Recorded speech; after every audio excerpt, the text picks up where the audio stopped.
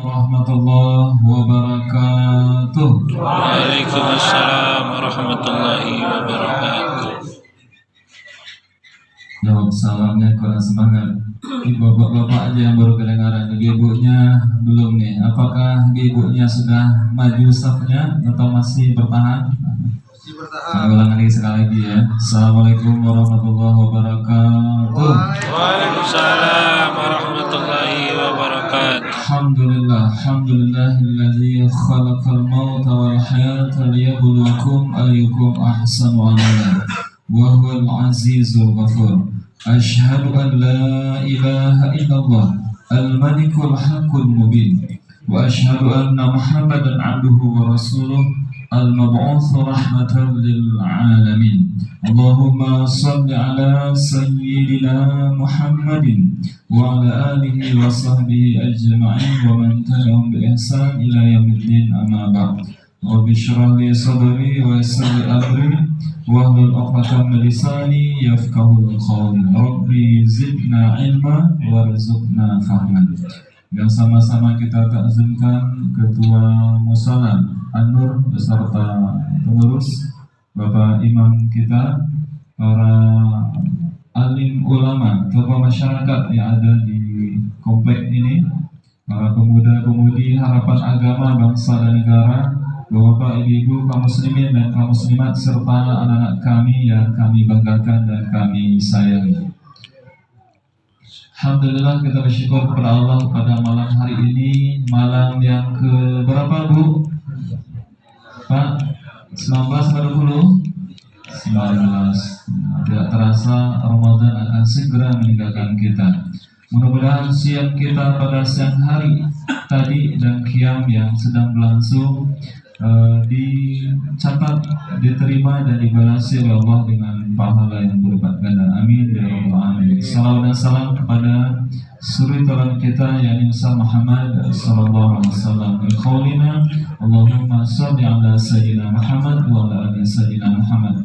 Mudah-mudahan kelak kita akan mendapatkan syafaatnya. Amin ya rabbal alamin. Hadirin wal hadirat sidang jamaah Isya wa Tarawih yang berbahagia. Sebagai tema tausiah singkat pada malam hari ini adalah 4 golongan yang dirindukan surga. Hadirin berbahagia, surga adalah kenikmatan terakhir kita yang tentunya tidak mudah diperoleh. Perlu usaha, perlu amal. Nah, tentu amal harus didasari dengan ilmu dan dilandasi dengan ikhlas tentunya. Karena amal banyak tanpa dilandasi oleh ikhlas, tulus karena Allah, maka semuanya akan sia-sia. Semuanya akan capek. Karena apa? Karena orientasinya hanya untuk mengejar pahala ataupun untuk hanya mengejar ya biar dipandang oleh orang gitu ataupun oleh manusia. Hari berbahagia. Siapa sih yang pertama orang yang dirindukan surga adalah talil Quran, orang yang gemar membaca Al-Quranul Karim. Barusan mungkin kemarin kita sudah peringati nuzul Quran, bahwa Al-Quran yang Allah turunkan melalui malaikat Jibril kepada Nabi kita Muhammad SAW, kita membacanya dinilai ibadah oleh Allah SWT. Nah, tentunya bagaimana kita bisa menumbuhkan kegemaran itu tidak hanya di bulan Ramadan. Kalau di bulan Ramadan di mana-mana kita melihat, kita mendengar ya semangatnya membaca Quran luar biasa. Ini sangat bagus Bapak Ibu. Yang mana harus ini dipertahankan pasca Ramadan, ya setelah Ramadan. Karena apa? Karena memang Al-Quran harus kita dekati. Karena di Al-Quran itulah adanya rambu-rambu. Ibaratkan lampu merah, lalu lintas ya, ada lampu merahnya, ada 3, ada lampu merah, kuning dan hijau. Ya kalau merah berarti harus stop. Nah kalau dalam Quran berarti ada larangan. Ada kuning berarti berhati-hati, dan hijau berarti jalan ataupun melaksanakan perintah Allah Subhanahu wa taala. Hari berbahagia. Nah tentunya membaca Al-Quran itu juga merupakan sebuah rahmat dan karunia oleh Allah, karena tidak semua orang yang bisa membaca Al-Quran dengan berbagai macam alasan dan kesibukan. Nah untuk kita, beruntung kita yang mau dan bisa membaca Al-Quran. Karena apa? Al-Quran akan memberikan sebuah syafaat pertolongan kepada kita. Iqra'ul Quran ya'ti yaumil qiyamah syafa'atan li ashabi, kata Rasul. Baca Al-Quran di mana nanti di hari kiamat Al-Quran yang kita baca itu dia akan menghadap kepada Allah. Wahai Allah, si fulan si fulanah sudah baca Al-Quran, maka kami bersaksi bahwa si fulan fulanah ini mohon dibantu ya Allah untuk ya diringankan hisabnya ataupun dimasukkan ke dalam surga-Nya Allah Subhanahu wa taala. Hari berbahagia. Ini yang pertama, bagaimana kita bisa gemar membaca Al-Quran. Karena apa? Ada satu ramalan Rasul yang kita khawatirkan bahwa suatu hari nanti, suatu masa akan datang bahwa Al-Quran tinggal hanya tulisan saja. Nah inilah yang perlu kita khawatirkan. Makanya kita bagaimana kita mengedukasi anak kita untuk gemar membaca Al-Quran. Maka kalau Kementerian Agama itu ada gerakan membaca Al-Quran setelah maghrib. Mungkin ini yang perlu kita kawal anak-anak kita, termasuk kita sendiri, untuk bisa membaca Al-Quran bareng-bareng bersama keluarga. Biar apa? Biar rahmat Allah turun kepada diri kita dan keluarga kita ataupun lingkungan kita. Hari berbahagia, ini yang pertama. Yang kedua, orang yang dirindukan surga adalah shaim Ramadan. Nah kita ini yang berpuasa, bahwa dari 8 pintu surga ada 1 pintu surga yang khusus disediakan bagi orang yang berpuasa, yaitu namanya Babur Rayyan, dimana la yadkhulu illa siyam, tidak akan masuk selain orang berpuasa. Nah tentunya siapa sih yang bisa masuk ke dalam surga? Pintu yang namanya Ar-Rayyan itu adalah man shoma Ramadan imanan wa ihtisaban ghufira lahu ma taqaddama min dzambi. Ada 2 syarat untuk bisa masuk ke dalam surganya Ar-Rayyan, yaitu berpuasa dengan penuh keimanan dan ihtisaban, penuh perhitungan ataupun puasa yang berkualitas. Ya, tidak hanya menahan haus dan lapar, tetapi semua anggota tubuh kita secara lahir dan batin, zahir dan batin harus berpuasa. Mata, lisan kita, lidah kita, telinga dan semua anggota tubuh kita juga berpuasa. Termasuklah batin kita, hati kita juga harus berpuasa. Nah inilah orang yang layak mendapatkan masuk ke dalam surganya Ar-Rayyan. Mudah-mudahan kita semua bisa masuk ke dalam surganya Ar-Rayyan. Amin. Kemudian yang ketiga, hari berbahagia. Siapa sih orang yang dirindukan oleh surga? Adalah hafizul Quran, adalah orang yang hafal Al-Quran. Nah tentunya hafal di sini ya bisa hafal 1 Al-Quran 30 juz ataupun hafal sebahagian. Nah tentu hari berbahagia.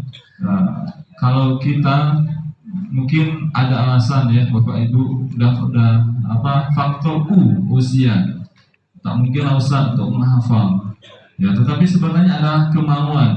Kalau ada kemauan untuk menghafal Quran, insya Allah bisa. Nah tentunya kita berharap kalau seandainya Bapak Ibu ya karena keterbatasan sudah faktor usia, maka anak kita lah, kalau anak udah besar cucunya lah yang diarahkan gimana bisa. Ya mungkin ada 3, salah satu lah diarahkan untuk bisa ya fokus untuk membaca ataupun menghafal Al-Quran. Karena apa? Hari berbahagia nanti di surga ya Bapak Ibu akan melihat ya anak-anak yang hafal Al-Quran, orang tuanya akan mendapatkan reward ya, yaitu anaknya akan menaruh mahkota di atas kepala ayah bundanya. Kira-kira Bapak Ibu mau nggak seperti itu? Ya, di dunia aja anak kita naruh ya masih replika ya. Kita sudah bangga minta ampun, sudah bisa khatam juz 30 misalkan, 29 dan seterusnya. Apalagi nanti itu betul-betul ya mahkotanya bersinar ya, sehingga penduduk surga tercengang. Wah, sinar apa itu? Ternyata itulah anak yang selama ini mereka bisa menghafal Quran, mengamalkannya, sehingga bisa memberikan syafaat kepada keluarganya. Nah, ini kita berharap dengan kemajuan teknologi sekarang, mungkin godaan untuk anak-anak kita luar biasa Bapak Ibu ya. Ada gadget ya, apalagi kondisi pandemi 2 tahun ke belakang, anak kita sudah tak asing lagi dengan dunia gadget. Nah, makanya ini PR besar bagi kita orang tua untuk bisa ya mengedukasi anak kita untuk bisa mencintai Al-Quran, untuk menghafalnya. Karena apa? Ketika anak kita sudah dibekali dengan iman, dengan Al-Quran, dia bisa cinta kepada Al-Quran, maka insya Allah kemanapun dia sekolah, kemanapun dia kuliah dan masuk kerja, insya Allah dia akan dibimbing, akan mendapat hidayah dan rahmat dari Al-Quranul Karim. Nah, percaya atau tidak, ini kembali kepada kita hari berbahagia. Kemudian yang terakhir Bapak Ibu, siapa sih orang yang dirindukan surga? Adalah yata'amut ta'am, adalah orang yang mau memberikan makan untuk orang-orang yang membutuhkan. Nah, puasa datang adalah memberikan sebuah pendidikan, tarbiyah kepada kita. Kita menahan haus, menahan lapar. Itu semua sebenarnya adalah gambaran bagaimana saudara kita yang belum beruntung, yang hari-harinya cuma bisa makan mungkin 1 kali, ya syukur bisa 2 kali, dibandingkan dengan kita mungkin bisa lebih dari 3 kali.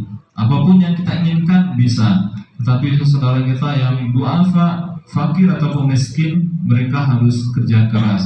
Hari-harinya haus udah hal yang biasa, lapar itu juga hal yang biasa yang mereka lewati. Inilah sebenarnya Ramadan datang ini adalah menimbulkan sifat empati kita kepada saudara kita yang kurang beruntung. Alhamdulillah kita bisa berbagi, wa mimma razaqnahum yunfikun, dan sebahagian dari harta kita itu ya harus diinfakkan. Allah cuma minta sebahagian, tidak seluruhnya. Kalau kita punya ya ada aset ataupun ada tabungan 100 juta, atau usaha semuanya disumbangin. Kalau memang itu belum bisa yakin gitu, Allah akan menggantinya gitu. Nah, sumbangkanlah mungkin separuh ataupun sepertiganya. Yakin kalau yang kita sumbangkan, kita infakkan atau kita sedekahkan untuk para kaum duafa ataupun lembaga pendidikan misalkan, ini TPQ yang akan dibikin, insya Allah akan ganti ya. Ganti di sini hari berbahagia bisa berbentuk materi maupun immateri. Bisa Allah ganti dengan ya rizkinya yang lain tanpa terduga. Dan lebih dari itu sebenarnya Allah akan mengganti berupa berkah harta kita. Allah akan jaga harta kita dan juga mungkin jauh dari mara bahaya dan musibah. Ya, inilah diantara keuntungan kita untuk bisa berbagi, menginfakkan harta kita. Nah, hari berbahagia, mudah-mudahan kita bisa dirindukan oleh surga, dan mari kita manfaatkan Ramadan ini dengan sebaik-baiknya. Karena apa? Tahun depan belum tentu kita bisa bertemu. Begitu, mari kita perbanyak amal ibadah tentunya menjelang 10 hari terakhir. Apakah itu dengan tilawatil Quran, membaca Al-Quran, bersedekah, berinfak, maupun beristighfar kepada Allah. Alhamdulillah fala takunanna minal mumtarin. Segala yang benar datangnya dari Allah, kekurangan dan kekhilafan dari kami sendiri, untuk itu mohon dimaafkan. Wabillahi taufiq wal hidayah. Wassalamualaikum warahmatullahi wabarakatuh. Waalaikumsalam warahmatullahi wabarakatuh.